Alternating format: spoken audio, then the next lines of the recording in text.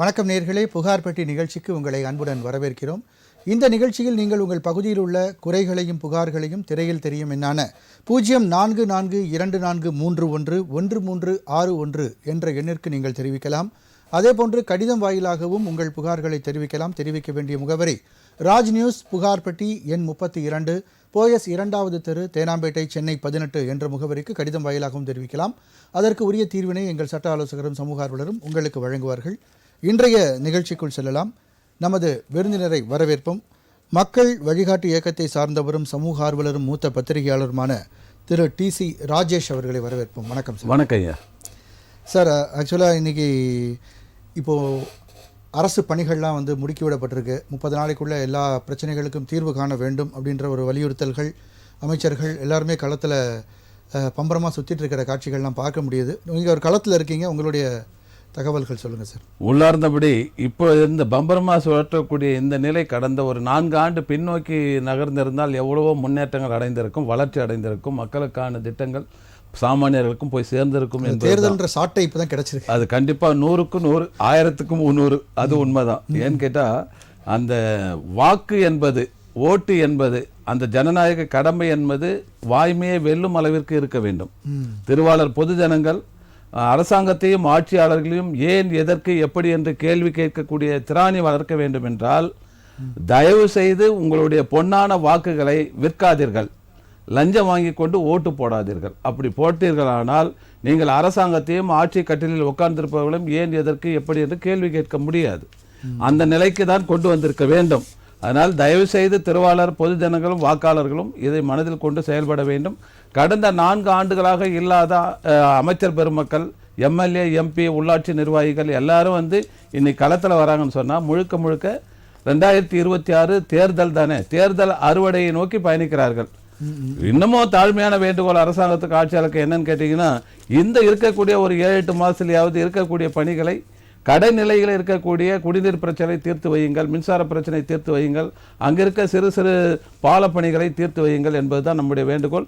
சிறு குறு விவசாயிகளுடைய 1008 புகார்கள் இருக்கிறது, தேங்கி கிடைக்கிறது. அதே போல இந்த மகளிர் திட்டத்துக்கு எல்லாம் இப்போ விதிவிலக்கு கொடுத்துருக்கீங்க. அதாவது மகளிர் உரிமை தொகைக்கு விதிவிலக்கு தளர்த்தப்பட்டிருக்கிறது. அப்போ இது தளர்த்தப்பட்டதனுடைய நோக்கம் என்ன? கடந்த 1.5 ஆண்டுகளாக எவ்வளோ பேர் நம்ம கால் சென்டர்லேயே புகார் பெட்டிலே நிறைய கால்ஸ் பதிவாயிருக்கு மகளிர் உரிமையத்தை பற்றி. இன்னைக்கு எல்லாரும் தகுதி வாய்ந்தவங்களா? ஆமாம், இன்னைக்கு எல்லாருமே தகுதி வாய்ந்தாங்கன்னா என்ன அர்த்தங்க? அப்போ அவங்களுக்கு தேவையான இந்த தேர்தல் அறுவடையை நோக்கி ஆட்சியாளர்கள் பயணிக்கிறார்கள் என்பது தானே பட்டவர்த்தனமா தெரியுது. அதையெல்லாம் மாற்றி இருக்கக்கூடிய இந்த 7-8 மாதங்களே சிறப்பான பணியை செய்து மக்கள் அன்னைக்கு ஒரு நேரத்தை பேசும்போது சொன்னாங்க, இப்போ திடீர்னு நாங்கள் தகுதி வாய்ந்தவங்களாயிட்டோம், எங்களுக்கு அரியர்ஸோட ஃபுல் அமௌண்ட் 4 வருஷத்துக்கு கொடுப்பாங்களான்னு கேட்டேன். கண்டிப்பாக கிடையாது, கண்டிப்பாக கிடையாது. அது சாத்தியமே இல்லை, அது கஜானாலும் இடம் இல்லை, அது வாய்ப்பு இல்லை. இருந்தாலும் அவருக்கு ஒரு ஆவா, நமக்கு கிடைச்சா நல்லா இருக்குமே அப்படின்ற மாதிரி தானே. Okay okay okay. ஸோ இப்போது அந்த வேலைகள் பண்ணுறது மக்கள் தொடர்ந்து நம்மளுடைய நிகழ்ச்சிகள்லையும் பார்த்திங்கன்னா அதே தான் சொல்லுவாங்க. நேற்று கூட ஒருத்தர் பேசும்போது ஆட்சியாளர்கள் அல்ல ஜுடிஷியல் சிஸ்டம் தான் தாண்டி இதை நடைமுறைப்படுத்துபவர்களிடம்தான் குறை இருக்கிறது அப்படின்ற ஒரு கருத்தையும் பதிவு பண்ணாங்க. அது நடைமுறைப்படுத்தக்கூடிய இடத்துல யார் இருக்கா உங்களுக்கே தெரியும், அரசு அதிகாரிகள் மேலே தான் அவங்க குறை சுமத்துறாங்க. நாங்கள் கேட்ட கேள்வி என்னென்னா, ஆட்சியாளர்கள் அதை கண்காணிக்க வேண்டிய கடமை அவர்களுக்கு இருக்கு இல்லையா? இல்லை, அந்த கண்காணிக்க வேண்டிய அந்த சூப்பர்வைஸ் செக்ஷன் இன்னமும் போராதான் சார் இருக்கு.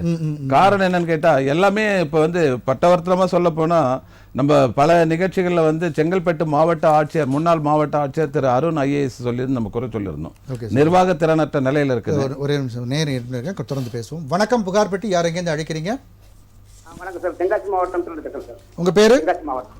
உங்க பேர் லக்ஷ்மணன். சொல்லுங்க லக்ஷ்மணன், உங்களுடைய புகார் சொல்லுங்க. அதாவது 19/5/2014 ஒரு VO போலி அனுமதி கொடுக்குறாரு. இது சம்பந்தமா ஏற்கனவே நீதிமன்றத்தில் வழக்கு தீர்ப்பாயிட்டு எனக்கு. ஆனா இப்போ அவங்க மேல நடவடிக்கை எடுக்க சொல்லி ஒரு 10 வருஷமா தொடர்ச்சியா மனு கொடுத்துட்டு இருக்கேன். ஆனா எந்த ஒரு நடவடிக்கையும் எடுக்கல. ஓகே. இதுவரை அந்த விசாரணை வீடியோ ஆடியோ கேட்டுதான் மனு கொடுத்துட்டு வரேன் தொடர்ச்சியா. சரி.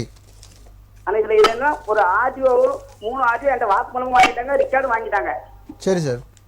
ஆனா விசாரணையில ஒத்துழைப்பு கொடுக்கல, அது கொடுக்கல, இது கொடுக்கல, பொய்யான அறிக்கை தாக்கல் பண்ணிட்டு இருக்காங்க முதலமைச்சர் தனிப்பிரிவுக்கு. சரி, திரு TC Rajesh sir. Lakshmanan sir, என்ன சார்ந்து நீங்க RDO கோர்ட்ல கேஸ் போட்டீங்க? அதான் சார், ஒரு VO போலி அனுமதி கொடுத்திருக்காரு. சரி, இது எத்தனை ஆண்டுகளா நடக்குது? இது 10 வருஷமா நடக்குது. 19/5/2014 இருந்து.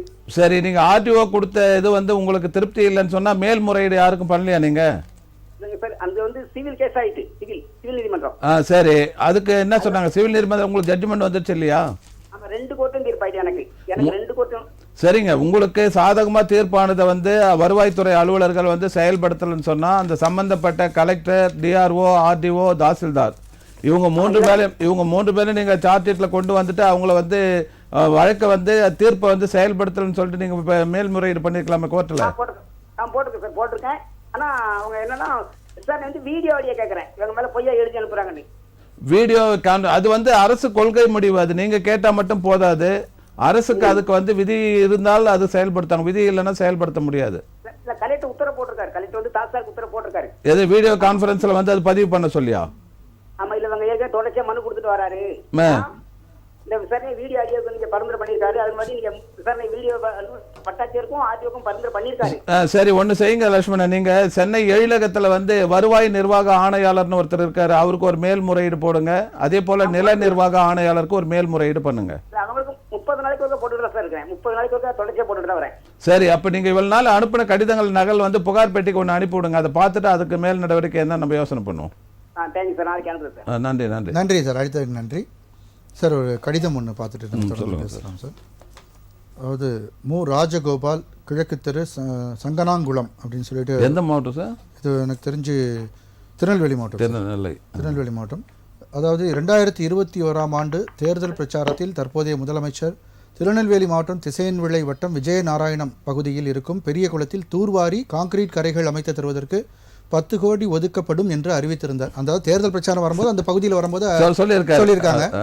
பட் இந்த விஷயம் வந்து இன்னும் நடைபெறவில்லை அப்படின்னு சொல்லிட்டு தொடர்ந்து நாங்கள் வந்து பல மனுக்கள் அளித்தும் வந்து எங்களுக்கு நடவடிக்கை இல்லை. சிஎம் செல்லுக்கெல்லாம் எல்லாம் அனுப்பியிருக்காங்க, அந்த நகல்கள் எல்லாமே இதில் இணைச்சிருக்காங்க. இன்னும் நடவடிக்கை இல்லை அப்படின்றது. இப்போ நம்ம பேசிகிட்டு இருந்தோம் நலத்திட்டங்கள் பற்றி, அதற்கு வந்து தூர்வாரப்படவில்லை. நீங்க கூட சிறு குறு விவசாயிகளுக்கு நிறைய பிரச்சனை. கண்டிப்பா நேர் அதிகமா நாகப்பட்டினத்துல பேசக்கூடிய அந்த நேர் கூட தமிழ்ச்செல்வன் அதிகமா சொல்லியிருந்தார். இந்த தூர்வாருதல் இந்த மாதிரியான பிரச்சனைகளை பத்தி கூட ஒரு நாள் பேசியிருந்தாரு. இப்போ அதுவும் அதை ஒட்டி தான் இந்த கடிதமும் வந்திருக்கு. இப்போ இது 10 அவங்க சொல்றது வந்து 5 வருஷத்துக்கு முன்னாடி சொன்ன வாக்குறுதி, அது என்ன ஆச்சுன்னு கேட்குறாங்க. அதே சமயத்தில் அவங்களுக்கு வந்து கோடிக்கணக்கான நிதி வந்து எம்எல்ஏ, எம்பிக்கு ஒதுக்குறாங்க அரசாங்கத்தில், மத்திய மாநில அரசுகள். அந்த நிதியில் கூட எடுத்து இவங்க செய்யலாம். மாவட்ட ஆட்சித்தலைவர் இதுக்கு வந்து பொறுப்பான அதிகாரி. எங்கே போனாலும் வந்து முதலமைச்சர் சொல்லக்கூடிய அத்தனை திட்டங்களும் 110 விதியின் பண்ணக்கூடிய அத்தனையும் வந்து அரசு செயலாளர்களும் சம்பந்தப்பட்ட மாவட்ட ஆட்சியாளர்களும் தான் அதுக்கு வந்து பொறுப்பான அலுவலர்கள். அவங்க தான் செயல்படுத்தணும். செயல்படுத்தலன்னு சொன்னால் இப்போ கூட பாருங்கள், இப்போ தோழர் வந்து பேசினார் லட்சுமணன், வந்து அதுக்கு பொறுப்பான அதிகாரி வந்து மாவட்ட ஆட்சித்தலைவர் தான். மாவட்ட ஆட்சித்தலைவருக்கு தான் வந்து டிஆர்ஓ இருக்கார், மாவட்ட வருவாய் அலுவலர், ஆர்டிஓ இருக்கார், ரெவன்யூ டிவிஷனல் ஆஃபீஸர், தாசில்தார் இருக்கார், வட்டாட்சியர். இந்த படிநிலையில் கண்காணிக்கலன்னு சொன்னால் அதுவும் ஒரு நீதிமன்றத்தினுடைய ஆணையை வந்து அவமதிக்கிற நிலையில தானே போயிட்டு இருக்கு. இப்போ சமீபத்தில் கூட ஒரு செங்கல்பட்டு மாவட்ட ஆட்சி முன்னாள் மாவட்ட ஆட்சித்தலைவர் ஒரு விஷயத்துக்கு வந்து பகிரமாக உயர்நீதிமன்றத்தில் மன்னிப்பு கேட்டார். அப்போ இந்த நிலை ஏன் அவங்களுடைய வந்து கண்காணிப்பு இல்லாத திறதான். அது வந்து நிர்வாக திறனற்ற செயல்ன்றது நம்ம எடுத்துக்கிறதா, இல்லை மெத்தனமா போறாங்கன்றதுல, இல்லை வந்து பார்த்துக்கலாம் அப்படின்னு போறாங்களான்னு தெரியல. அப்போ தலைமையினுடைய உச்சநிலையில் இருக்கக்கூடிய சீஃப் செக்ரட்டரி கரெக்டாக சாட்டை எடுத்து சொட்டுனா, அது சம்பந்தப்பட்ட முதலமைச்சர் சாட்டை எடுத்து சொட்டினா எல்லாருமே பயந்துட்டு இருப்பாங்க. மேடம் ஜெயலலிதா பேரில் வந்து எல்லா ஆல் ஐஏஎஸ் ஐபிஎஸ் நடுங்கிட்டு இருந்தாங்க. அது மட்டும் எப்படி சாத்தியமாச்சு?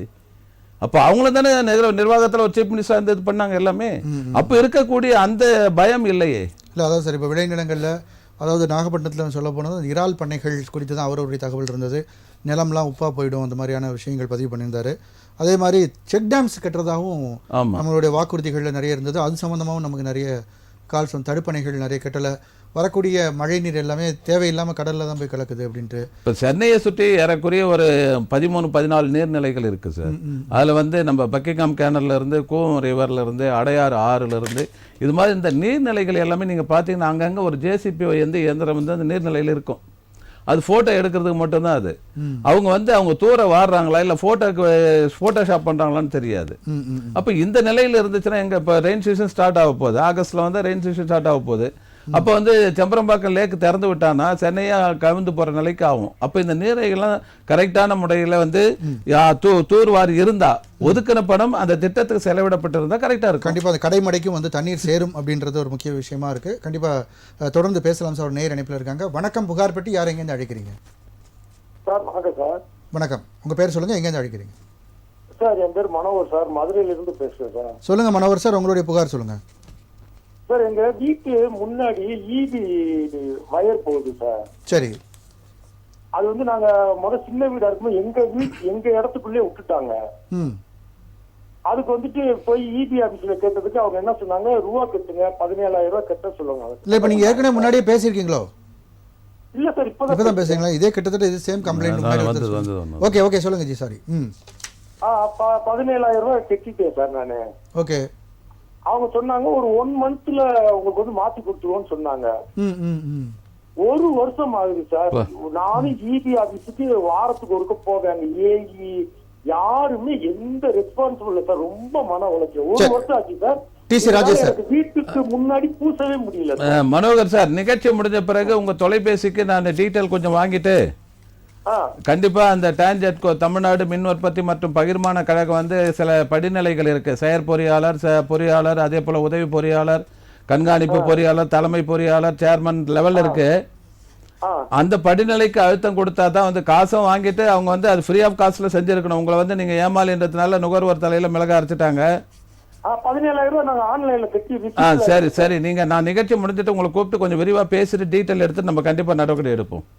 ரொம்ப நன்றிங்கய்யா. நன்றி நன்றி நன்றி சார், அழைத்ததுக்கு நன்றி. சார் இன்னொரு கடிதம் இருக்கு, இதை ஒட்டி தான். சந்திரன், நேதாஜி நகர் கிராமம், ராமநாயணி குப்பம் கிராமம், அணைக்கட்டு தாலுகா, வேலூர் மாவட்டத்திலேருந்து அனுப்பியிருக்காங்க. வீடு கட்டி 40 வருடங்களுக்கு மேலாகிறது. அடிப்படை மின்விளக்கு வசதி கேட்டு பலமுறை மனு கொடுத்தும் கிராம ஊராட்சி மன்ற தலைவர்கள் மற்றும் பிடிஓ அவர்கள் இன்று வரை எந்த நடவடிக்கையும் எடுக்கவில்லை. இவர் ஏற்கனவே வேலூர் மாவட்டம் ஏற்கனவே புகார் பண்ணியிருந்தாரு. அணைக்கட்டு. ஆமா ஆமா, அது வந்து தெருவிளக்கே இல்லைன்றது தான் அவருடைய புகார். ஆமா பேசியிருக்கோம். அது வந்து நம்ம மக்கள் வழிகாட்டி இயக்கம் நடவடிக்கை எடுத்திருக்கு. ஊரக வளர்ச்சித்துறை வந்து அது செயல்படுத்துறோம் நமக்கு லெட்டர் கொடுத்துருக்காங்க. அந்த தோழருக்கு வந்து அவருடைய கால் நம்பர் இருக்குங்களா? சாரி, அது அவங்க மென்ஷன் பண்ணியிருக்காங்க. தேதியிட்ட ஒரு கடிதம் வந்துள்ளது. அந்த கடிதத்தின் நகலை நமக்கு அனுப்பியிருக்காங்களா? சரிங்க சார், அது ஃபாலோ பண்ணிக்கலாம் தோழர். நாங்கள் அது என்னன்றது விசாரிக்கிறோம். சம்பந்தப்பட்ட ஏடி பஞ்சாயத்து ஊரக வளர்ச்சித்துறைக்கு பேசணும். அது பேசி அழுத்தம் கொடுத்தா அது கண்டிப்பாக உங்களுக்கு நிறைவேறும். நன்றி. கண்டிப்பாக சார். அப்புறம் இன்னொரு கடிதம் வந்து சசிதரன் அப்படின்னு சொல்லிட்டு அனுப்பியிருக்காங்க. மன்னிக்கணும், அவர் பேர் ராஜேந்திரன். சாரி, ராஜேந்திரன் ஓய்வு பெற்ற ஆசிரியர், சீனிவாசா நகர், நேரு தெரு, சிட்லப்பாக்கம், சென்னையிலேருந்து அனுப்பியிருக்காங்க. அவருக்கு வந்து இந்த ஓய்வூதிய நிலுவைத் தொகை அதெல்லாம் வந்து கிடைக்கல அப்படின்னு சொல்லிட்டு அவருக்கு அதுக்கான தீர்ப்பு எல்லாமே ஆமாம், அதுக்கான வழக்கு தொடர்ந்தது, அதற்கான தீர்ப்பு நகல் எல்லாமே அட்டாச் பண்ணி அனுப்பியிருக்காங்க. இதில் ஒரு தாழ்மையான வேண்டுகோள் நம்ம அரசுக்கு வைக்கணும் சார். கடந்த வாரத்தில் கூட ஒரு பெரியவர் வந்து அது மாதிரி தான் வந்து பண பயன்களாம் நிலுவையில் இருக்கு, எனக்கு ஏறக்குறைய 1 கோடி ரூபாய் வந்து அரசாங்கம் செட்டில் பண்ண வேண்டியதுன்னு சொல்லிட்டு நமக்கு போட்டு இருந்தார். 1 கோடி அது லிட்டில் அமௌண்ட் இல்லை இல்லைங்களா? அப்போ அப்படி இருக்கிறப்போ அரசாங்கம் வந்து எதுக்கும் வந்து பிழைப்பூதியம் கொடுக்குறாங்க. சஸ்பெண்ட் பண்ணிட்டு 20 வருஷம் 30 வருஷம் பிழைப்பூதியம் கொடுக்கக்கூடிய இந்த அரசாங்கம் ரிட்டையர்ட் ஆகி ஓய்வுக்கு பின்பு அவங்க வந்து அவங்களுடைய உணவுக்கு தின உணவுக்கு கஷ்டப்படுற நிலையில் இருக்கிறதுலாம் உடனே செட்டில்மெண்ட் பண்ணணும். கண்டிப்பாக சார். தொடர்ந்து பேசுவோம். நேர் இணைப்பில் இருக்காங்க. வணக்கம், புகார் பெட்டி. யார் எங்கேருந்து அழைக்கிறீங்க? வணக்கம் சார். வணக்கம், உங்கள் பேர் சொல்லுங்கள், எங்கேருந்து அழைக்கிறீங்க சார்? சார் என் பேர் செல்லப்பாண்டி. எங்கேருந்து அழைக்கிறீங்க? மதுரை மாவட்டம் பேரையூர். சொல்லுங்கள் செல்லப்பாண்டி, உங்களுடைய புகார் சொல்லுங்கள். சார் எங்கள் தாத்தாவுக்கு 5 பேர் வாரிசு. சரி சார். இறப்பு சான்றிதழ் வாங்கலை, வாரிசு சான்றிதழ் வாங்கலை. ஒரு பாய்ஸு 4 கேர்ள்ஸு. பாய்ஸுக்கு முன்னாடி பட்டா கொடுத்துருக்காங்க சார். சரி, எந்த அடிப்படையில் கொடுத்தாங்கன்னு கேட்டால் இது வரைக்கும் எந்த பதில் நான் போடாத மனு இல்லை சார். நீங்கள் எப்படி இதில் அசோசியேட்டாக இருக்கீங்க சார்? அதில் வந்து எங்கள் அம்மா ஒரு ஆள் சார். தாத்தா உங்கள் அம்மா ஒருத்தங்க. 4 பெண்களில் ஒரு பெண் வாரிசு நீங்கள்? Yes sir. சரி, அதுக்கு யாருக்கு நீங்கள் போட்டீங்க? போடாத அலுவலர் சொன்னீங்களா? நான் கலெக்டருக்கு போட்டாச்சு.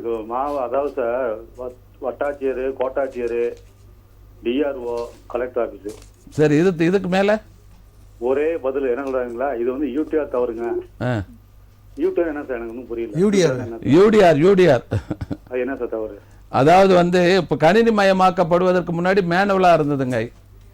Okay sir. அது 1982 84 வருஷத்துல வந்து கணினமயமாக்கப்பட்டது. சரி. எல்லாம் அப்கிரேட் ரெஜிஸ்டர்டா வந்து கம்ப்யூட்டரைஸ் கொண்டு வரப்போ வந்து இது வந்து நிறைய 100% இது மாதிரி பிழைகள் நிறைய ஏற்பட்டிருக்கு. அதை நிவர்த்தி செய்ய வேண்டியது நீங்க சொன்ன அந்த தாசில்தார், ஆர்டிஓ, டிஆர்ஓ அந்த நிலையில பண்ணி ஆகணும். அப்படி பண்ணலன்னு சொன்னா மாநில அளவில் இருக்கக்கூடிய வருவாய் பேரிடர் மேலாண்மை துறையில வருவாய் நிர்வாக ஆணையாளருக்கு நீங்க புகார் தரலாம். எங்க சார்? ஆணையாளர் வருவாய் நிர்வாக ஆணையரகம், எழிலகம், சேப்பாக்கம், சென்னை 5.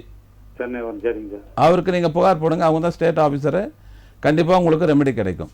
இப்போ எப்படி சார் அதிகாரி பண்ண தவறுக்கு நாங்கள் என்ன சார் பண்ணுறது? பொதுவாக அதுக்கு தான் நிர்வாக ஆணையாளர் அதுக்கு தான் இருக்காங்க. இது மாதிரி வந்து நில சம்பந்தப்பட்டதுக்கு நிர்வாக சம்பந்தப்பட்ட குறை கலைக்கிறது தான் அவங்க இருக்காங்க. அதே போல் அரசு செயலாளர், பணியாளர் மற்றும் நிர்வாக சீர்திருத்தத்துறை தலைமைச் செயலகம் சென்னை 9 அவங்களுக்கு நீங்கள் மேல்முறையீடு பண்ணலாம். சரிங்க. எந்த எல்லா டிபார்ட்மெண்ட் போனால் சார் நீங்கள் ஆகுனா நீதிமன்றம் போ.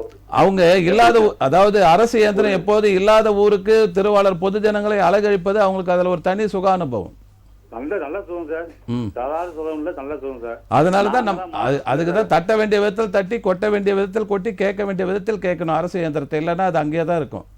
அதான் சார் மீறி சார் ரொம்ப அராஜகம் பண்றாங்க சார். அப்படிலாம் பண்ணிக்கிட்டு. ஓகே தோழர், நீங்க சோர்ந்து போகாதீங்க. நான் சொன்ன 2 முகவரிக்கு போடுங்க. இல்லைன்னா நிகழ்ச்சி முடிஞ்ச பிறகு அந்த டீட்டெயில் அட்ரஸ் நான் உங்களுக்கு தரேன். Thank you sir. நன்றி சார். நன்றி, அழைத்ததற்கு நன்றி. நன்றி சார். சார் இந்த பண பலன்கள் பற்றி சொல்லிட்டு இருந்தோம். ஆமாம் சார். இப்போ நம்ம ஒரு கடிதம் வந்து ஒரு 3 ஆண்டுகளாக ஒரு தீராத ஒரு பிரச்சனை. ஏற்கனவே வந்து காட்டாங்குளத்தூர் ஊராட்சி ஒன்றியத்தில் நெடுங்குன்ற ஊராட்சிக்குட்பட்ட கொலப்பாக்கன்ற ஒரு கிராமத்தில் அவங்க வந்து ஒரு டிவிஎஸ் எமரால்டு கிரீன் அக்ரிஸ் அந்த name of the emerald haven project private லிமிடெட்ன்ற கம்பெனியில் ஒரு வில்லா வாங்குறாங்க. அது கஷ்டப்பட்டு எல்லாமே உங்களுக்கு தெரியும் ஒரு வீடு வாங்குறது எப்படின்னு. அது வாங்கிட்டு பக்கத்தில் இந்த வீட்டுக்கும் ஒரு 4 அடி பேசேஜ் விடுவாங்க. அது வந்து காற்றுக்கும் பெயிண்ட் அடிக்கிறதுக்கு அதுக்கு. அதில் இந்த வில்லா வாங்கினவங்களுடைய பக்கத்து வீட்டில் இருக்கிற ஒருத்தர் வந்து அரசு ஊழியர், தமிழ்நாடு மின் உற்பத்தி பயிர் டான்ஜெட்கோவில் அவர் ஏஆர் இருக்கார், கெசட் ரேங்க் ஆஃபீஸர். அவங்க ஒய்ஃபு அரசு மருத்துவமனையில் மருத்துவர். இவங்க 2 பேருமே அரசு பணியாளர் என்பதனால அங்கே இருக்கக்கூடிய பிடிஓவை உருட்டி மிரட்டி, ஏடி பஞ்சாயத்து முரட்டி, பஞ்சாயத்து கிளார்க்கை மிரட்டி, அதுக்கேற்ற மாதிரி சாதகம் பண்ணி இந்த கேப்பை விடாத பக்கத்தில் இருக்கிறவங்க இந்த 4 அடிக்கு இவங்க பில்லர் போட்டு கட்டுறாங்க. இவங்க பாதிக்கப்பட்டவங்க ஆயில போய் கத்திட்டு புகார் கொடுத்தா கலெக்டர் போய் பார்க்குறாங்க, ஏடி பஞ்சாயத்து எது பார்த்து நடவடிக்கை இல்லாமல் கடைசியில் புகார் பெட்டி சார்பில் நம்மளாண்ட வந்ததுனால இப்போ நம்ம எடுத்த பிறகு சம்பந்தப்பட்ட காட்டாங்குளத்தூர் வட்டார வளர்ச்சி அலுவலர் கிராம ஊராட்சி திருமதி சசிகலா அவங்க வந்து ஊராட்சி மன்ற தலைவர் நெடுங்குன்றத்துக்கு நோட்டீஸ் அனுப்பியிருக்காங்க. இது மாதிரி இந்த பிரச்சனைக்கு உடனே நீங்கள் நோட்டீஸ் அனுப்பி அது நடவடிக்கை எடுக்கணும் அப்படின்ற மாதிரி. அப்போது அரசாங்கத்தை சாமானியர்கள் கொடுக்கக்கூடிய கோரிக்கைகளுக்கு வந்து துரிதம் காட்டுவது, முனைப்பு காட்டுவது என்பது இன்னும் சுணக்கத்திலே தான் இருக்குது. இந்த 30 நாட்களுக்குள்ள நடவடிக்கை எடுக்கிற சொன்னது வந்து இது முழுமையாக போல இன்னமும் அங்கொன்று இங்கொன்றுமா தான் இருக்குது. ஒருவேளை இது மாதிரி இயக்கங்கள், மக்கள் வழிகாட்டு இயக்கங்கள் போல அழுத்தம் கொடுக்கறதுக்கு மட்டும் இது மாதிரி செய்கிறாங்களா என்னது எனக்கு தெரியல. இப்போ அவர் சொல்கிறார், தோழர் சொல்கிறார், முதலிலேருந்து எவ்வளோ பேருக்கு எல்லாருக்கும் போட்டோம் சார் மாவட்ட நிர்வாகத்தை, ஏன் அவருக்கு வந்து நடவடிக்கை எடுக்கல? யூடிஆர் திருத்தம் அந்த சம்பந்தப்பட்ட துறை சார்ந்த வேலை, அது அவங்க செய்ய வேண்டியது. அவங்களுடைய மிஸ்டேக் அவங்க தானே செய்யணும். அப்போ இதுக்கு வந்து பணியாளர் நிர்வாக சீர்திருத்த தலைமைச் செயலகம் வரைக்கும் அவர் வர முடியுமா? அப்போ இப்போ நமக்கு இயக்கத்தில் தெரியுது, நம்ம தினமும் அரசாங்கத்தோடு மொட்டி மோதுறதுனால நமக்கு எல்லா துறையும் தெரியுது, நம்ம சொல்லிடுறோம். திருவாளர் சாமானியர் என்ன பண்ணுவாருங்க? அதனால அரசாங்கம் இன்னமும் 10 மாதங்கள் இருக்கிறது, இதை முனைப்பு காட்டி இன்னும் இருக்கக்கூடிய யூடிஆர் பிரச்சனை சொல்லிருக்காங்க. யூடிஆர்னா என்னன்னு கூட அவங்களும் உங்களுக்கு அதை தெளிவுபடுத்தணும் சார். தெளிவுபடுத்த வேண்டிய கடமை வந்து அங்க இருக்கக்கூடிய கிராம நிர்வாகங்கள் இருக்கு, வில்லேஜ் அட்மினிஸ்ட்ரேட்டிவ் ஆஃபீஸர் இருக்கு. 21 ரெக்கார்ட்ல யூடிஆர் ரெக்கார்டு ஒண்ணு. ஒரு விஓ ஆஃபீஸ்ல 21 ரெக்கார்டு மெயின்டைன் பண்றாரு, வருவாய் துறை சார்ந்தது. அது கலெக்டர் கூட மெயின்டைன் பண்ண மாட்டார், விஓ தான் இருக்கு. கலெக்டர் நீங்க கொடுத்தீங்கன்னா கூட கணக்கு எடுத்துட்டு வான்னு தாசில்தார் சொல்லுவார், விஓக்கு தான். அப்போ அந்த ரெக்கார்டை மெயின்டைன் பண்ணக்கூடிய அந்த விஓ கரெக்டாக இருந்தால் சரியா இருக்கும். அங்கே இருக்கக்கூடிய சிட்ட ஆடங்கள் என்பது என்ன, அந்த கிராமத்தில் இருக்கக்கூடிய நில வகைப்பாடு என்ன, அந்த நிலம் யார் நஞ்சையா புஞ்சையா, அந்த புஞ்சை வந்து கோவிந்தனுக்கா ரங்கனுக்கு சொந்த நம்பானதா, அதில் என்ன எள்ளு போட்டிருக்கானா கொள்ளு, இது எல்லாம் பதிவாகக்கூடிய ரெக்கார்டு. அது எல்லாம் மெயின்டைன் பண்ணுறது கிடையாது. கண்டிப்பாக தொடர்ந்து பேசுவோம். நேர் இணைப்பில் இருக்காங்க. வணக்கம், புகார் பெட்டி, யார் எங்கேருந்து அழைக்கிறீங்க? வணக்கம் சார். அவங்க பேர் சொல்லுங்க. என் பேர் பாஷா சார், நான் சென்னை பல்லாவரத்துலேருந்து பேசுகிறேன் சார். சொல்லுங்க சார், உங்களுடைய புகார் சொல்லுங்க. என்னுடைய புகார் வந்து நிராகரிப்பு வழக்கு ஃபோர்ஜரி வாரிசார் சர்டிஃபிகேட் வாங்கி நான் கிட்டத்தட்ட ஒரு 6 மாசத்துக்கு முன்னாடி இதே ராஜ் டிவிலையும் கம்ப்ளைண்ட் பண்ணியிருக்கிறேன். சொல்லுங்க சார். அதாவது நிராகரிப்பு வழக்கு என்னுடைய தாய் மாமா வந்து அவர் மட்டும்தான் வாரிசாருன்னு சொல்லிட்டு நிலத்தை வந்து அகோரிச்சார், பல்லாவரத்துல இருக்கு. அது கம்ப்ளைண்ட் கொடுத்து பல்லாவரம் கம்ப்ளைண்ட் கொடுத்து கிட்டத்தட்ட 8-9 மாசம் மேல ஆயிடுச்சு. எந்த ஒரு நடவடிக்கையும் எடுக்க மாட்டேன்றாங்க. தாய் மாமானா உங்க அம்மாக்கும் அது பங்கு இருக்குன்னு கேஸ் போட்டிருக்கீங்களா? நாங்க வந்து லீகலர். ஆமா, நாங்க வாரிசாரு. பாட்டியோட சொத்து, அது பூர்வீக சொத்து. புரியுது. அவரு தாய் மாமா என்ன பண்றாருனாக்கா அவர் மட்டும்தான் பிறந்து இருக்கிறேன்னு சொல்லிட்டு போலியான வாரிசார் சர்டிபிகேட் எடுத்து இது பண்ணிட்டாரு. சரி ராஜேஷ் சார். ஐயா, நீங்க இதே புகார் பெட்டியில் நீங்க பண்ணப்போ பல்லாவரம் வட்டாட்சியர் திரு ஆறுமுகத்தை போய் பார்க்க சொல்லியிருந்தேன், உங்களுக்கு ஞாபகம் இருக்குங்களா? ஆமா சார், பார்த்தேன் சார், எல்லாம் பார்த்து அவர் அட்வைஸ் பண்ணாரு. அதுக்கப்புறம் காவல்துறையில போனாக்கா எங்களுக்கு ஒரு சரியான இது இல்ல, ரொம்ப மன உளைச்சலுக்கு ஆளாகி கடைசியில கோர்ட்ல போயிட்டு அப்ளை பண்ணோம். கோர்ட்ல அப்ளை பண்ணிட்டு எங்களுடைய இதெல்லாம் விசாரிச்சுட்டு கோர்ட்ல என்ன பண்ணாங்கன்னா 2 மாசத்துக்கு முன்னாடி எஃப்ஐஆர் போட்ட சொல்லி கோர்ட்ல வந்து டைரக்ஷன் ஆர்டரே கொடுத்துட்டாங்க. ஐயா நீங்க பல்லாவரத்தில் தானே இருக்கீங்க, நாளைக்கு நம்ம மீட் பண்றதுக்கு வாய்ப்பு இருக்கா நேரில்? கண்டிப்பா சார், எங்கன்னு சொல்லுங்க. சரி, உங்க நம்பர் எங்க தொலைக்காட்சியில் வாங்கிட்டு நாங்கள் கூப்பிடுறேன். நாளைக்கு ஒரு 10 மணிக்கு நான் சொல்ற முகவரிக்கு நீங்க வாங்க. சரிங்க சார். இந்த ஆவணத்தெல்லாம் கொஞ்சம் பார்வையிட்டு நம்ம கண்டிப்பா மேல் நடவடிக்கை எடுக்கலாம். அதான் காவல்துறையில எந்த ஒரு நடவடிக்கை இல்லாதனால நாங்களே ரொம்ப என்ன சொல்றதுன்னா கோர்ட்டுக்கு போயிட்டு கோர்ட்ல இருந்து ஆர்டர் எஃப்ஐஆர் போட சொல்லி ஆர்டரே கொடுத்துட்டாங்க. கொடுத்து 2 மாசம் ஆச்சு, காவல்துறையிலும் கொடுத்துட்டோம். சரி, அந்த டைரக்ஷன் அவங்க இம்ப்ளிமெண்ட் பண்ணலன்றதை நம்ம புகார் எடுக்கலாம். அந்த ஆவணத்தெல்லாம் கொண்டுட்டு வாங்க, நாளைக்கு நான் உங்களுக்கு டைம் சொல்றேன். சரிங்க சார். அது பிறகு நீங்க வந்து கண்டிப்பா நிகழ்ச்சி முடிஞ்ச பிறகு கூப்பிட்டு சொல்றேன் உங்களுக்கு. கண்டிப்பா. வணக்கம். வணக்கம், நன்றி. நன்றி சார், அழைத்ததுக்கு நன்றி. நன்றி சார். இப்போ காவல்துறை வந்து இப்போ இந்த சிவில் கேசஸ் வந்து அவங்க சொல்கிறாங்க நடவடிக்கை எடுக்கலன்னு, அவங்களுக்கு கொடுத்த இன்ஸ்ட்ரக்ஷன் அப்படி தானே சார்? சிவில் கேஸ் இல்லை சார், இப்போ உதாரணத்துக்கு இவங்க பாதிக்கப்பட்டிருக்க இந்த விஷயத்துலேயே இவங்க பாதிக்கப்பட்டவங்க இதை வந்து செயல்படுத்தலை. அங்கே பஞ்சாயத்து கிளார்க்கு செயல்படுத்தலை, பிடிஓ செயல்படுத்தலை, கமிஷனர் செயல்படுத்தலை, ஏடி பஞ்சாயத்து செயல்படுத்தலை, கலெக்டர் செயல்படுத்தலை. இத்தனை முறையும் இவங்க செயல்படுத்தலைன்னு சொன்னால் நாட வேண்டியது வந்து நீதிமன்றம் தான். அப்போ நீதிமன்றம் என்னன்னு சொன்னால் இங்கே இருக்கக்கூடிய அந்த ஊரக வளர்ச்சித்துறையினுடைய இயக்குநர்லேருந்து கீழ்நிலையில் இருக்கக்கூடிய அலுவலர் அத்தனை பேரும் செயல்படுத்துறது எக்ஸிக்யூட் பண்ண சொல்லுவாங்க. அந்த டைரக்ஷன் தான் அவர் வாங்கியிருக்காரு. போர்ஜரின்றதுனால லேண்ட் கிராஃபிங்னு சொல்கிறதுனால அவர் வந்து காவல்துறையை எஸ்பிக்கெலாம் அவர் ஏற்கனவே கொடுத்துருக்காரு. நம்மளே சொல்லியிருக்கோம், பர்சனலாகவே அந்த வட்டாட்சியர் எனக்கு தெரிஞ்சதுனால ஃபோன் பண்ணி அவருக்கு சொல்லி இவர் அங்கே போயிருக்காரு. மிஸ்டர் ஆறுமுகம் தாசில்தார்னு. இப்போ அவர் செங்கல்பட்டுக்கு மாறிட்டார். இப்போ அவர் வந்து இப்போ லீகலாக இருக்கும்போது எப்படி இந்த மாதிரி அதான் இன்ஃப்ளூயன்ஸ் வச்சது எல்லாமே பாதாளம் வரைக்கும் பாயும் இல்லைங்களா பணம். அப்போ வந்து கட்டிங் கமிஷன் எது ஒன்றாலும் செய்யும் இல்லைங்களா? நீதியையே இப்போ நிதி கொடுத்து வாங்கக்கூடிய நிலையில கேவலமான நிலையில் தானே இருக்கு. அப்போ இது மாதிரி சாமானிய மக்கள் என்ன பண்ணுவாங்க? வாய்மையே வெல்லுன்றது மட்டும் நம்ம சொல்றோம். அந்த வாய்மை எங்க வெல்லுது? அங்கே பணம் கொடுத்தா தான் வெல்லுது. கவர்மெண்ட்ல 3 வழிங்கய்யா. ஒன்று வந்து லஞ்சம் கொடுக்கறதுக்கு தயாராக இருக்கணும் ஒரு வேலையை வாங்குறதுக்கு. அடுத்தது உங்களுக்கு ரெக்கமெண்டேஷன் இருக்கும். அப்படி இல்லைன்னு சொன்னால் ஒரு இப்போ மனு கொடுத்துட்டீங்கன்னா அதன் பிறகு நீங்கள் டெய்லி சாப்பாடு கட்டுசோறு கட்டிட்டு பின்னாடியே பயணிக்கணும். இந்த 3 நிலையிலிருந்து தான் அரசாங்கத்தினுடைய சேவையை பெற முடியும் என்றால் இந்த அரசாங்கம் எதுக்காக? அப்போ நம்ம தேர்ந்தெடுக்கிறது எதுக்காக? அப்போ இந்த முதலமைச்சர்லேருந்து கீழே இருக்கக்கூடிய அத்தனை கெசட் ரேங்க் ஆஃபீஸருக்கு அவ்வளோ பண பயன்கள் கொடுத்து சலுகைகளை கொடுத்து வாய்ப்புகளை கொடுத்து உட்கார வைக்கிறது எதுக்கு? இன்னைக்கு கொடுக்குற அந்த புகார்கள் 30 நாளைக்குள்ள முடிக்கப்படும் சொல்றாங்க. இதுவரைக்கும் பல நாட்கள் நிலுவையில் இருக்கக்கூடிய புகார்களுக்கு அதுதான் நான் சொல்றேங்க. தகவல் பெறும் உரிமை சட்டத்தில் இருக்கக்கூடிய தமிழ்நாடு தகவல் ஆணையத்தில் வந்து ஏறக்குறைய 44,000 மனுக்கள் வந்து தேங்கி கிடக்குது. அப்ப அதை வந்து தட்டி எடுக்கிறதுக்கு ஆள் இல்லை. கண்டிப்பா சார், தொடர்ந்து பேசுவோம். நேர் இணைப்பில் இருக்காங்க. வணக்கம், புகார் பெட்டி யார், எங்கேருந்து அழைக்கிறீங்க? சார், நாங்க காஞ்சிபுரம் மாவட்டம் மாராநகர்ல இருந்து பேசுறோம். கலிமா என் பேரு. சொல்லுங்கம்மா, உங்களுடைய புகார் சொல்லுங்க. வீடு எங்களுக்கு இடிச்சுட்டாங்க, அதுக்கு எந்த இதுவும் கொடுக்கல சார். ஏமா மாதா நகர்னா குன்றத்தூர் அந்த கோவூருக்கு அடுத்தது அதானே? ஆமாங்க சார், மதனந்தபுரம். ஆமா, மதனந்தபுரம். நீங்க உங்களுக்கு குன்றத்தூர் தாசில்தார் ஆபீஸ்ல எதுவுமே கொடுக்கலையாமா அதுக்கு நிவாரணம்? அது ஒரு 100 போலீஸ் வந்து தாசில்தார் அவங்க எல்லாம் வந்துதான் சார் எல்லாம். இல்லம்மா, எத்தனை வீடு அது மாதிரி பாதிக்கப்பட்டிருக்கீங்க? 5 வீடு சார். 5 வீடு தான் சார். சரி, அதுக்கு நீங்க முறையீடு கலெக்டர் போய் பாத்தீங்களா மேடம் காஞ்சிபுரத்துல? போய் பார்த்தோம் சார், எல்லாருக்கும் நாங்க மனு கொடுத்தோம் சார். அவங்க எங்களுக்காக எதுவுமே செய்யல சார். என்னதான் பதில் சொல்றாங்க? நீங்க கட்டியிருக்கிறது ஓடை புறம்போக்குலையா இல்ல நீர்நிலையிலையா? அது பட்டா இருக்குன்றாங்க, இல்லன்றாங்க. அது எனக்கு ஒண்ணுமே தெரியலங்க சார். பட்டாலாம் எங்க வக்கீல் வாங்கிட்டு போயிட்டு யாருக்கிட்டே கொடுத்து ஏதோ பண்ணிட்டாங்கன்னு சொல்றாங்க சார். சரிம்மா, அது சம்பந்தப்பட்ட பேப்பர்லாம் இருக்கா உங்களாண்ட? இருக்குங்க சார், இருக்குங்க சார். வரி கட்டுங்கள்லாம் இருக்கு சார். சரி சரி சரிங்கம்மா, நான் நிகழ்ச்சி முடிஞ்ச பிறகு நான் உங்களை கூப்பிட்டு பேசுறேம்மா. அந்த இதெல்லாம் கொஞ்சம் பேப்பர்லாம் கொண்டு வந்தீங்கன்னா நேரில் பார்த்துடலாம். சரிங்க சார். நான் நிகழ்ச்சி முடிஞ்ச பிறகு பேசுறேம்மா உங்களாண்ட. சரிங்க சார். நன்றி நன்றி நன்றி, அழைத்ததுக்கு நன்றி சார். நம்ம நிகழ்ச்சி நிறைவு செய்ய வேண்டிய நேரத்தில் இருக்கோம் சார். அதாவது இப்போது சொல்லிட்டு இருந்தீங்க, இப்போ காவல்துறை வந்து இப்போ பார்க்கறது இல்லை. நன்றிம்மா, அழைத்ததுக்கு நன்றி.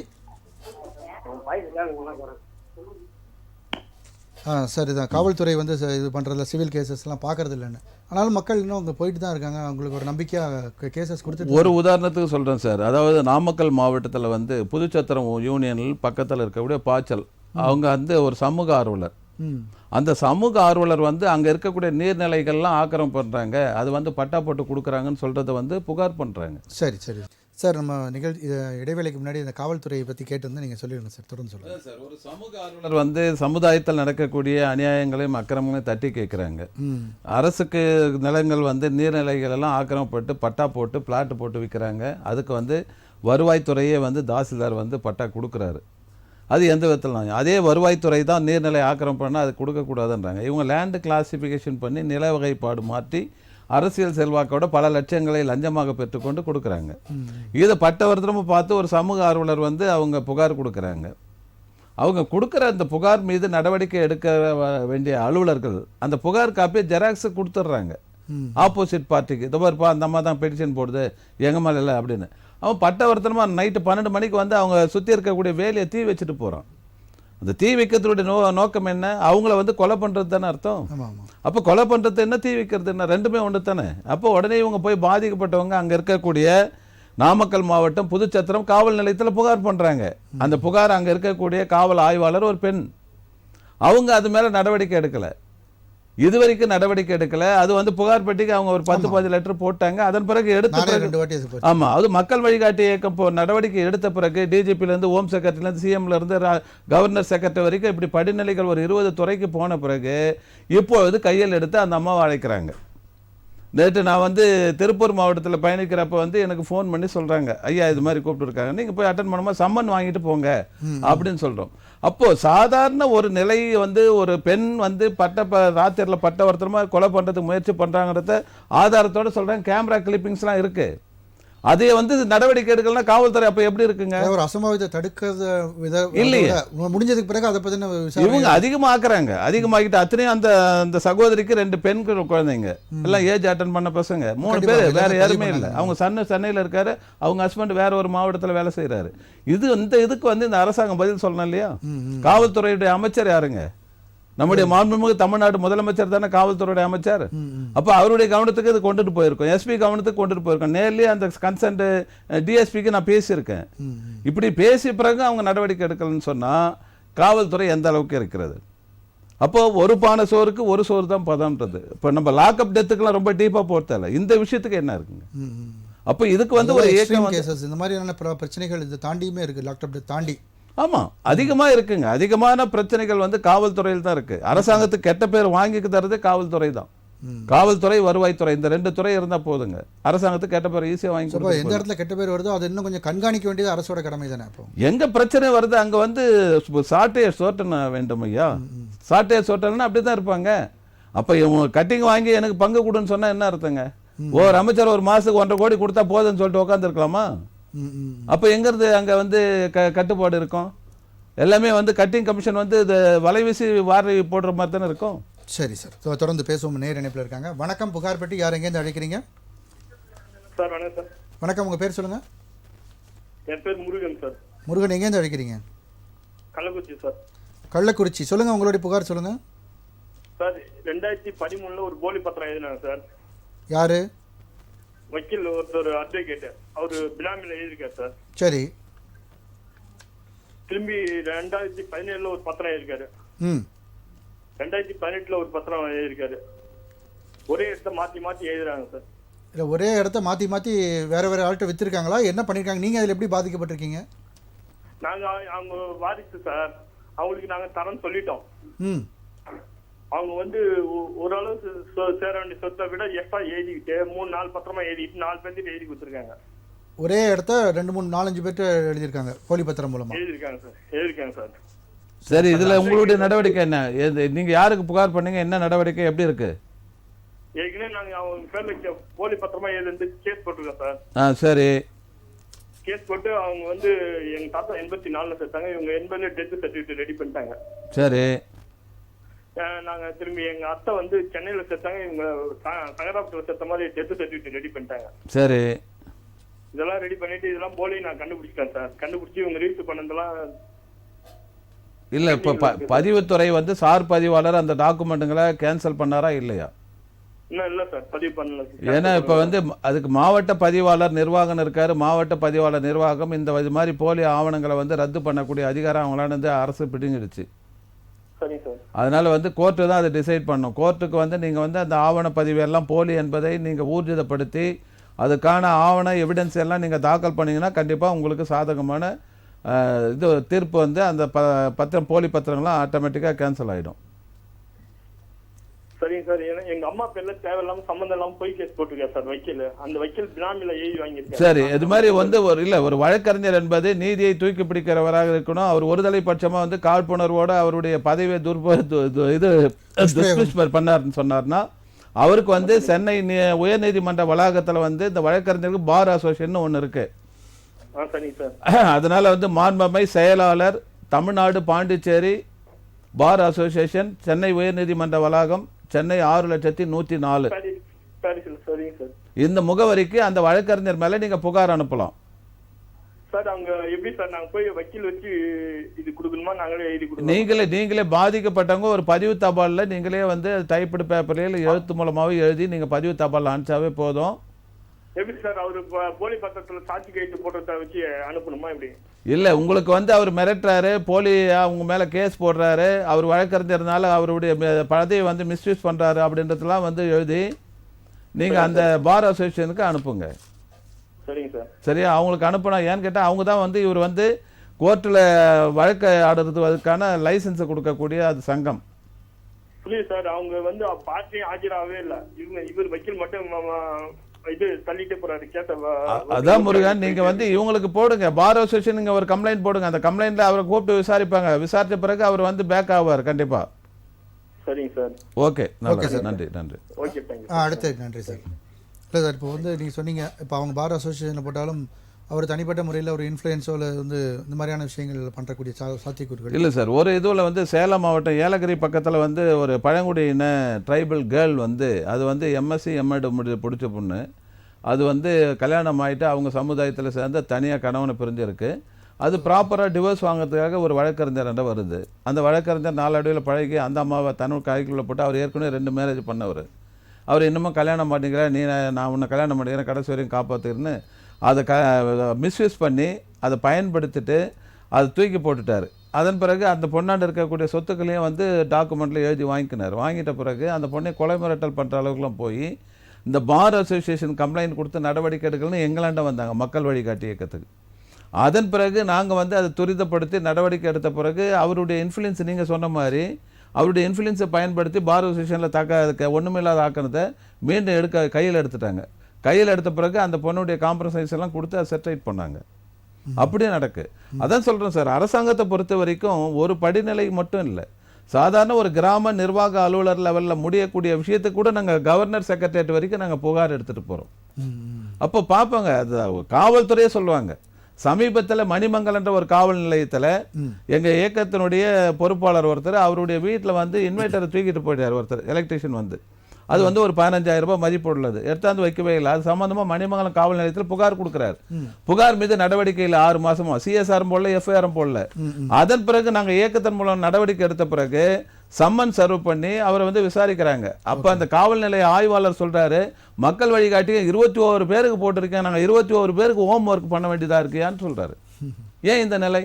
கண்டிப்பாக சார், நம்ம தொடர்ந்து பேசுவோம். நேர் இணைப்பில் இருக்காங்க. வணக்கம், புகார்பட்டி, யார் எங்கேருந்து அழைக்கிறீங்க?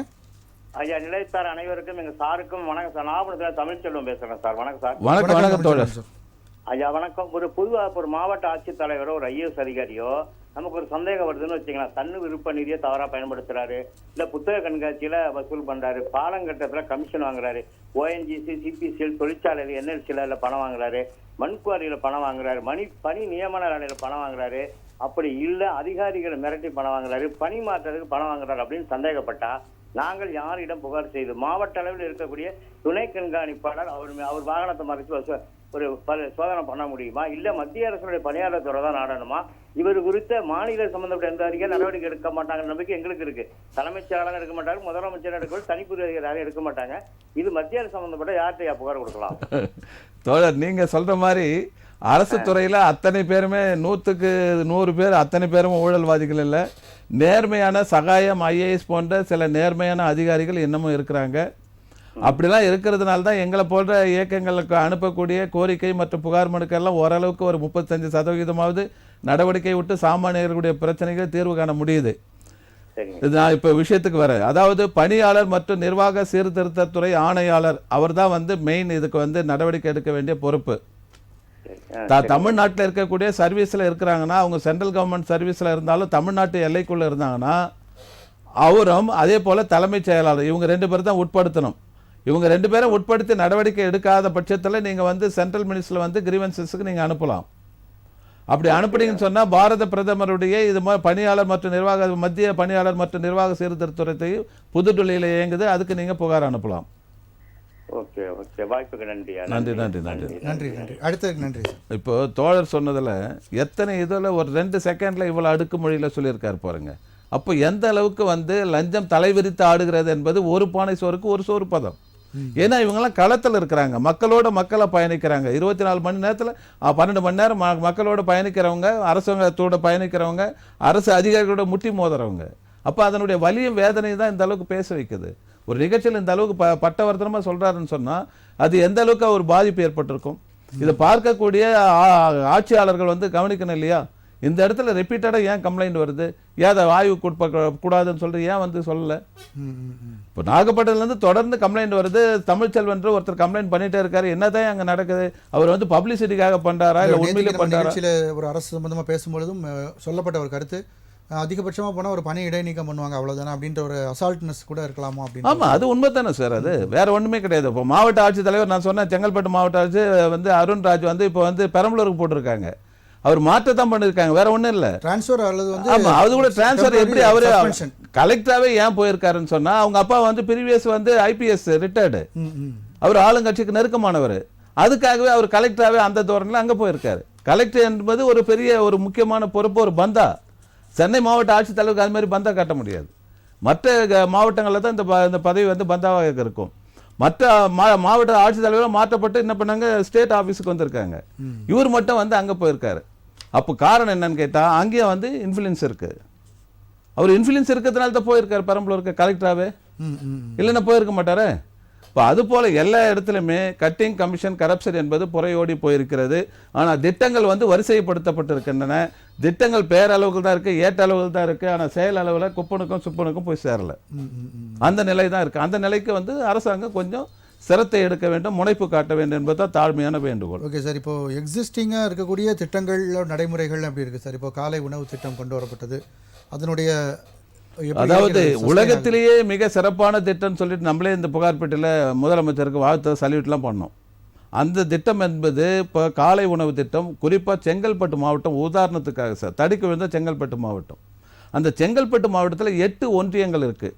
அந்த 8 ஒன்றியங்களில் அரசு உதவி பெறும் பள்ளிகள் மற்றும் அரசு பள்ளிகள் 1லேருந்து 5 வரைக்கும் படிக்கக்கூடிய பள்ளிகளுக்கு முதலமைச்சரின் காலை உணவு திட்டம் செயல்படுத்தப்படுகிறது.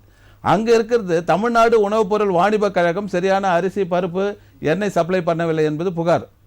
அதே போல் அந்த திட்டத்துக்கு தேவையான காய்கறிகளை அங்கே இருக்கக்கூடிய கிராம மகளிர் சுய உதவி குழு PLF சப்ளை பண்ண வேண்டும். காய்கறி அவங்க பண்ணுறது கிடையாது.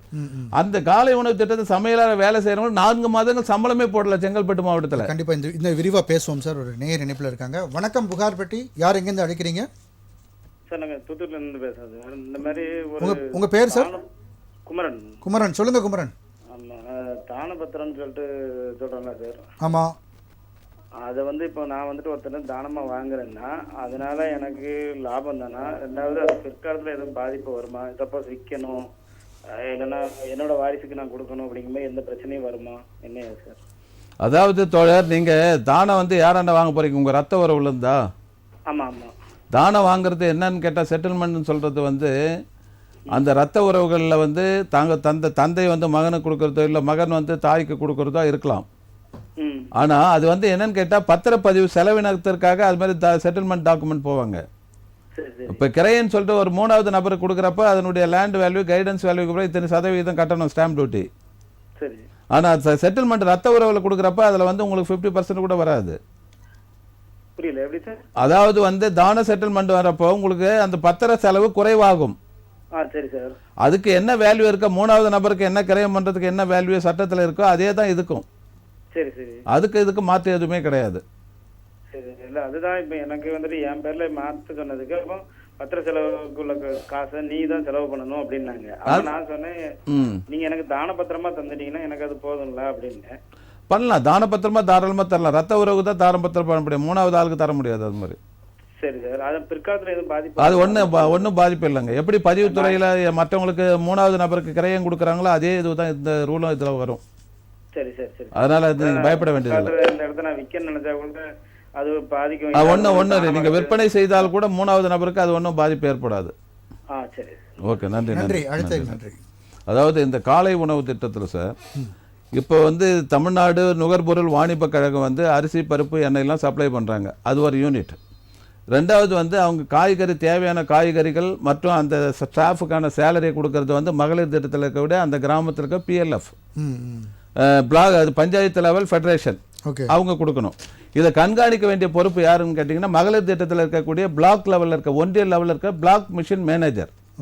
அவருக்கு மேலே வந்து திட்ட இயக்குனர் மகளிர் திட்டம், இவங்களாண்ட தான் அந்த திட்டத்தை கொடுத்தாங்க. இதை கண்காணிக்கிறவங்க சூப்பர்வைஸ் பண்ணுறது யாருன்னு கேட்டிங்கன்னா எஜுகேஷனில் இருக்கக்கூடிய BEO, CO, DO இவங்க கண்காணிக்கணும்.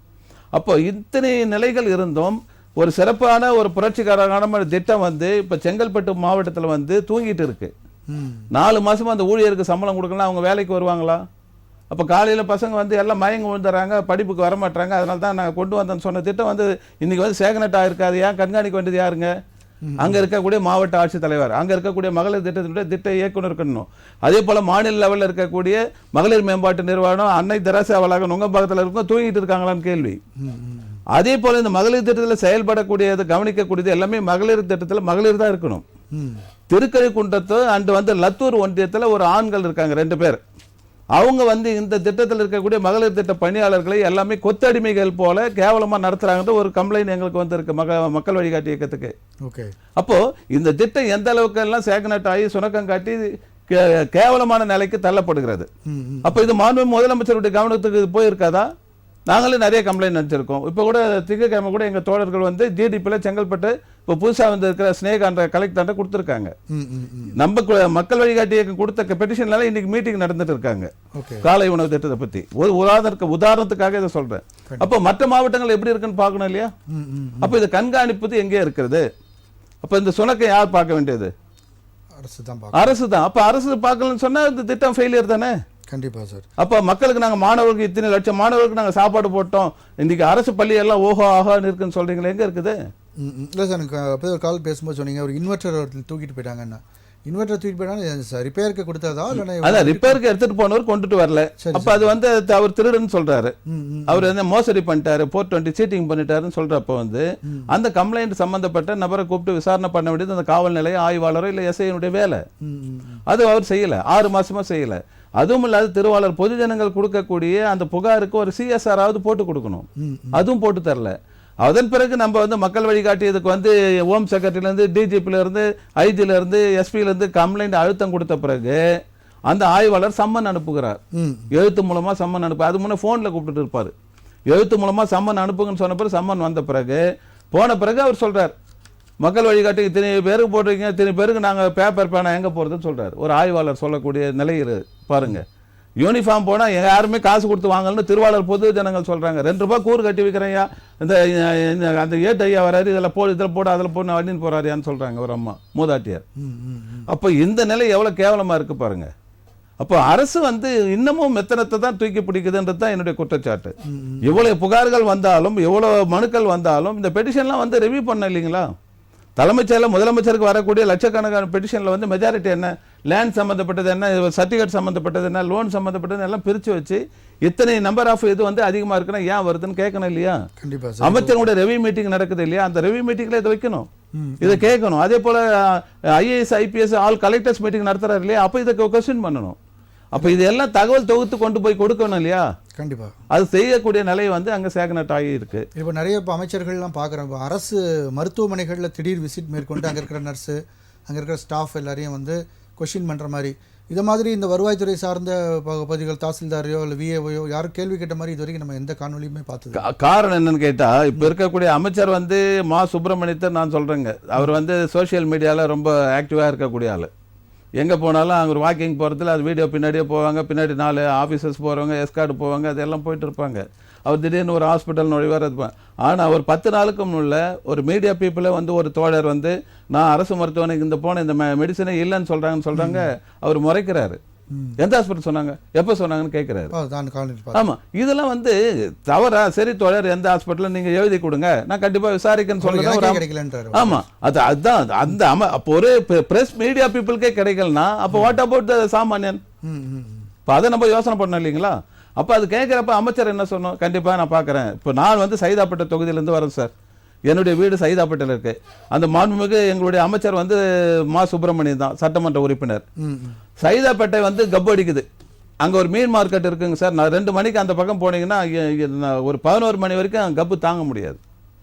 அதை வந்து நாங்கள் பலமுறை நாங்கள் மக்கள் வழிகாட்டி இயக்கம் மூலம் புகார் கொடுத்துருக்கோம், கார்பரேஷனுக்கும் கொடுத்துருக்கோம், சுகாதாரத்துறைக்கும் கொடுத்துருக்கோம், எந்த நடவடிக்கையும் இல்லை.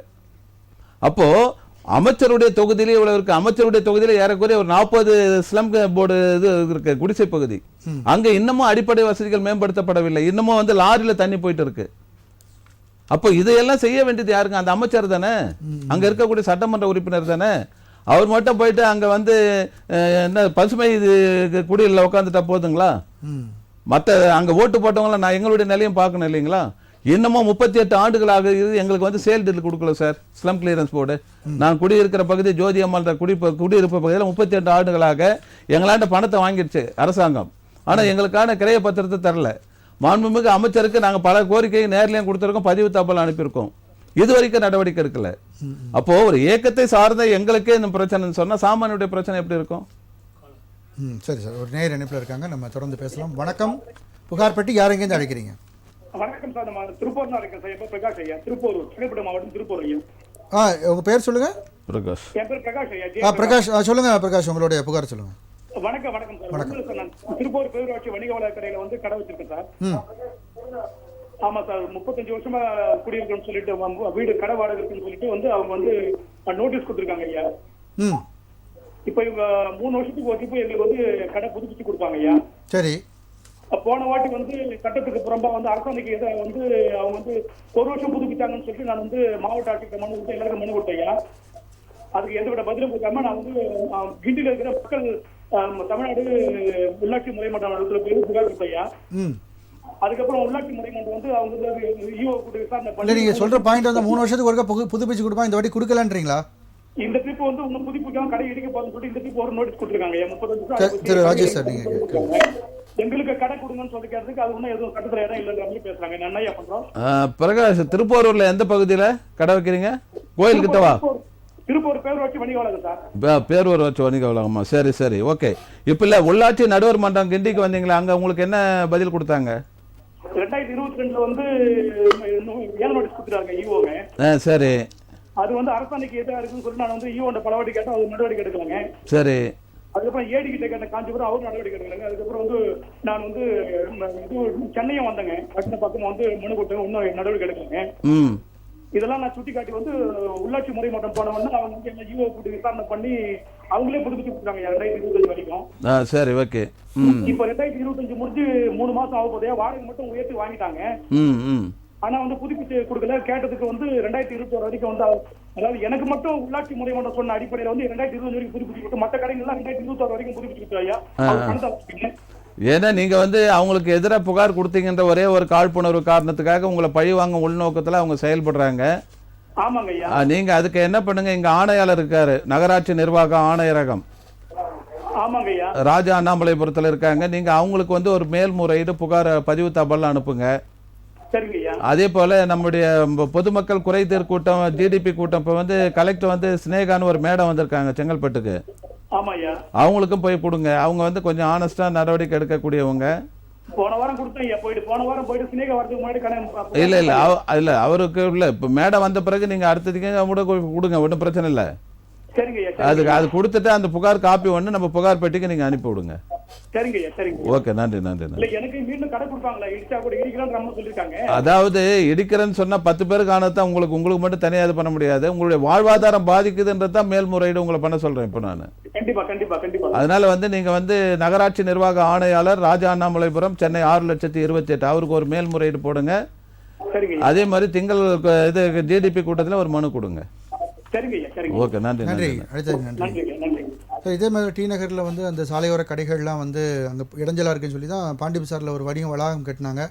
அது முதல்ல கொஞ்சம் இடையில கொஞ்சம் ஃபயர் ஆச்சு, அப்புறம் மறுபடியும் செயல்பட ஆரம்பிச்சது. இப்போ அதில் கடைகள் ஏன்னா இன்னமும் சாலையோர கடைகள்லாம் இருந்துட்டு தானே சார். நம்ம மக்கள் வந்து சார் 1500 ஸ்கொயர் ஃபீட்டில் வீடு கட்டினா கூட அந்த ரோட்டில் வந்து ஒரு அடி படியை போட்டால் தான் அவங்களுக்கு திருப்தியாக இருக்கும். இது வந்து மாற்ற முடியாத ஒரு சட்டமாக இருக்குது. கிராமத்திலேருந்து நகரத்துலேருந்து பேரூராட்சியிலேருந்து எல்லா இடத்துலையும் இருக்குங்க இது. அப்போ இது வந்து மக்கள் நான் வந்து ஒரு இது பண்ணேன்னா இப்போ நமக்கான சாலை நமக்கான தெரு நான் வந்து இப்போ வந்தேன்னா மற்றவங்க பக்கத்து வீட்டுக்காரன் வருவான் எதிர் வீட்டுக்காரன் வருவான், அப்போ குறுகாதான் நமக்கு பிரச்சனை ஆகுன்ற ஒரு உள்ளுணர்வு எனக்கு இருந்தால் வழியே அது மாற்ற முடியாது. அரசாங்கம் எல்லாத்துக்குமே 24 மணி நேரமும் நூலை பிடிச்சிட்டு ரூலை பார்த்துட்டு இருக்க முடியாது. அரசு சட்டத்தை போடுறதுக்கு நம்ம தான், அரசு சட்டத்தை ஏற்றவங்க நம்ம தான், அதை மதிக்க வேண்டியது நம்ம தானே. இப்போ நான் வந்து இன்னைக்கு வந்து புகார்பேட்டையில் இருக்க நாளைக்கு ஒரு எம்எல்ஏவோ எம்பி ஆனன்னு சொன்னால் அந்த சட்டத்தை ஏற்றக்கூடிய லெவலில் நான் போகிறேன்னு வச்சுங்களேன், அந்த சட்டத்தை ஏற்றக்கூடிய லெவலில் இருந்தாலும் அதை மதிக்கணும் இல்லையா? கண்டிப்பாக. அதை மதிக்காத பட்சத்தில் என்ன பண்ண முடியும்? அரசாங்கத்தை சில சமயத்தில் நம்ம குறை சொல்லிகிட்டே இருக்கோம், அது நம்முடைய நோக்கமும் கொள்கையும் கிடையாது. ஆனால் சுட்டி காட்டுறதை திருத்தி கொள்ள வேண்டும், அது மாற்றி அமைக்கப்பட வேண்டும் என்பது தான் நம்முடைய நோக்கம். அதே போல தான் இந்த ஆக்கிரமிப்பு என்பது சாலை நடப்பதற்கு நடைபாதை நடப்பதற்கு அப்படின்னு போர்டு போட்டு வச்சிருக்கு, அங்கே தான் 2 கடை வச்சிருக்காங்க.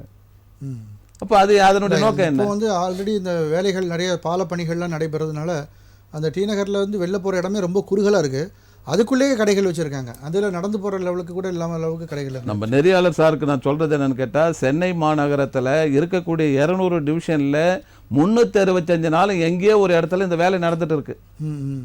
எங்கே பார்த்தாலும் வந்து டிராஃபிக்கே இல்லாமல் இல்லை, டிராஃபிக் வந்து எல்லா இடத்துலையுமே இருக்குது. ஆனால் இதை ஒழுங்குபடுத்த வேண்டியது, சீரமைக்க வேண்டியது, மாற்றி அமைக்க வேண்டியது யாருன்னு கேட்டால் காவல்துறையும் அரசாங்கமும் தான். அப்போ காவல்துறை அதை கண்காணிக்கணும். நிறைய இடத்துல வந்து போலீஸ் வந்து அந்த 2 வீலரை பிடிச்சி டோக்கன் போடுறது ஃபைன் போடுறது தான் கண்ணு கருத்துமாக இருக்காங்களே கண்டு அந்த டிராஃபிக்கை ஒழுங்குபடுத்துறதுல இல்லை. கண்டிப்பாக சார். இப்போ நம்ம நிகழ்ச்சிக்கு வரப்போ பார்த்தா 4 சிக்னலில் வந்து சிக்னலில் ஒரு ஆள் கூட இல்லை, சிக்னல் தள்ளி வந்து மரத்தடியில் வந்து 2 வீலரை பிடிச்சிட்டு தான் நின்றுட்டு இருக்காங்க. அப்போ கடமை எதில் போகுதுங்க? கண்டிப்பாக. அதனால் வந்து அரசாங்கம் வந்து கண்ணும் கருத்துமாக இருந்தால் ஒழிய மக்களுக்கான சேவையை செய்ய வேண்டும்.